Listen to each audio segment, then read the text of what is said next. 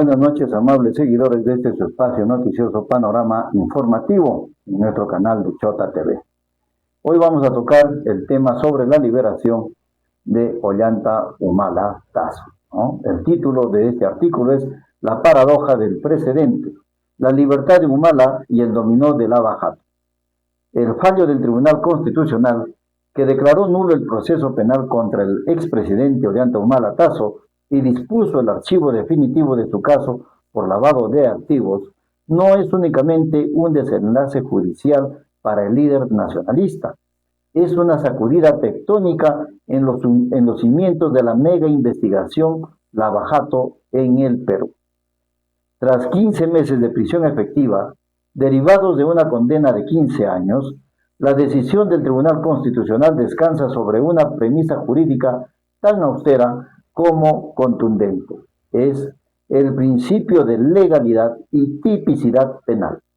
Según la mayoría del colegiado, intentar sancionar como lavado de activos el financiamiento no declarado de campañas electorales para los periodos 2006 y 2011 supone perseguir penalmente una conducta que en aquel momento no estaba expresamente tipificada en la ley. Esto trae un efecto dominó. ¿Quiénes se benefician? Aunque la sentencia de habeas corpus fue interpuesta de forma individual para Ollanta Humala, sus efectos teóricos y jurisprudenciales trascienden los muros del penal de Barbadillo. El argumento central del Tribunal Constitucional sienta un precedente directo que desmorona la arquitectura acusatoria construida por el equipo especial de la Fiscalía para casi toda una generación política. Nadine Heredia y el entorno nacionalista, por ejemplo, ¿no? La consecuencia más inmediata se proyecta sobre la ex primera dama y los coinvestigados del Partido Nacionalista, cuyas defensas ya alistan solicitudes idénticas para extender los efectos del fallo. Keiko Fujimori y Fuerza Popular, con su célebre caso Cócteles, estructurado sustancialmente bajo la premisa de que los aportes no declarados para las campañas 2011 y 2016 constituían lavado de activos, encuentran en este fallo un dique constitucional difícil de esquivar por el Ministerio Público. También Pedro Pablo Kuczynski y Alejandro Toledo, diversos expedientes vinculados al financiamiento proselitista mediante el esquema de las constructoras brasileñas Odebrecht y OAS, antes de la reforma legal del año 2019, fecha en que recién se penalizó de forma específica el financiamiento ilícito de partidos políticos. Quedan expuestos a revisiones similares. De acá tenemos las dos caras del debate institucional. La resolución del máximo tribunal abre un debate profundo entre el rigor dogmático del derecho penal y la demanda social de justicia frente a la corrupción sistémica. Vamos a hacer un frente entre la perspectiva de las garantías o lo que se dice el Estado de Derecho, ¿no? Y lo que es la perspectiva penal o la punidad, ¿no? Tenemos así, por ejemplo, la garantía procesal, que es un Estado de Derecho. Nadie puede ser procesado ni condenado por actos que no estaban formalmente definidos como delito al momento de su comisión. Frente a esto tenemos la percepción de impunidad. Se argumenta que el dinero de origen ilícito, caja 2 de multinacionales o gobiernos extranjeros, siempre tuvo la aptitud de contaminar el sistema democrático peruano. El límite también al poder estatal evita el estiramiento analógico de los tipos penales como el lavado de activos para cubrir vacíos legislativos. Frente a esto tenemos el desgaste del esfuerzo fiscal, años de investigaciones, acuerdos de colaboración eficaz y megajuicios corren el riesgo de quedar archivados sin pronunciamiento sobre el fondo. El vacío legal utilizado para encuadrar las aportaciones clandestinas bajo el tipo penal de lavado de activos es o se mantuvo formalmente hasta el 27 de agosto del año 2019, fecha en que se promulgó y se publicó en el Diario Oficial El Peruano la ley número 30997. Esta reforma incorporó al Código Penal el artículo 59A, denominado financiamiento prohibido de organizaciones políticas, sancionado específicamente la solicitud, entrega o recepción de aportes de origen ilegal o no declarados para campañas electorales. Debido a la Constitución peruana, proscribe la aplicación retroactiva de la ley penal, salvo cuando favorece al reo.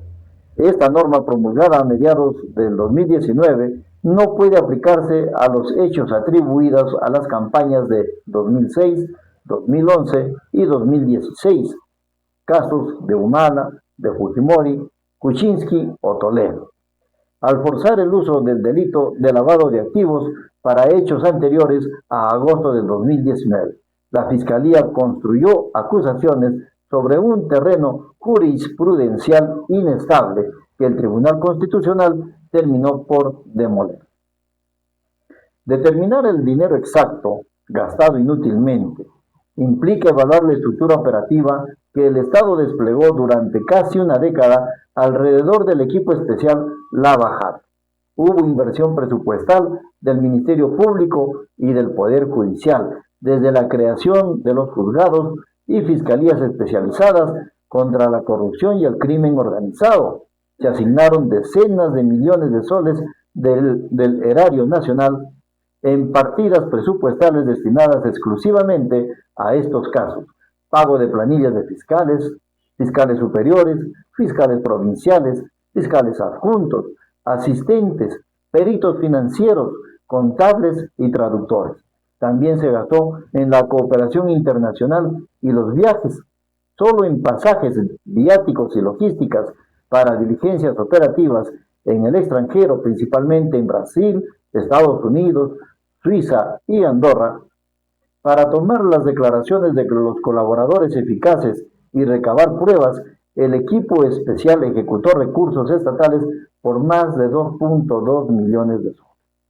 El costo del tiempo procesal, ¿no? Miles de horas hombre de audiencias judiciales, prisiones preventivas prolongadas, litigios de tutela de derechos y el colapso del sistema penitenciario y judicial, procesando acusaciones de miles de páginas que hoy corren el riesgo de terminar archivadas o anuladas sin una sentencia sobre el fondo del asunto. El costo final no solo se mide pues en las cuentas fiscales de la nación, sino en el desgaste institucional de un sistema que invirtió sus mayores esfuerzos en acusaciones jurídicamente vulnerables, dejando la percepción pública de un colosamiento del combate contra la corrupción política.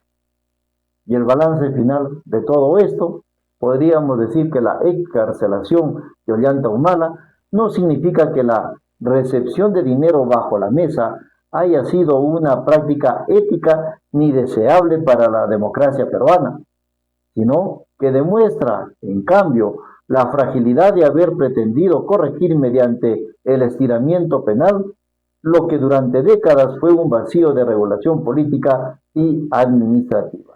El fallo del Tribunal Constitucional reordena el tablero legal del país, obliga a la Fiscalía a replantear sus estrategias en los juzgados y deja en evidencia que en un Estado constitucional las ansias de sanción no pueden estar por encima de la legalidad. Los próximos meses dirán si este fallo marca el cierre definitivo de una era de persecución judicial o es el inicio de un severo ajuste de cuentas con las reglas del debido proceso. Y como decimos, todo quedó en nada. Todo quedó en nada.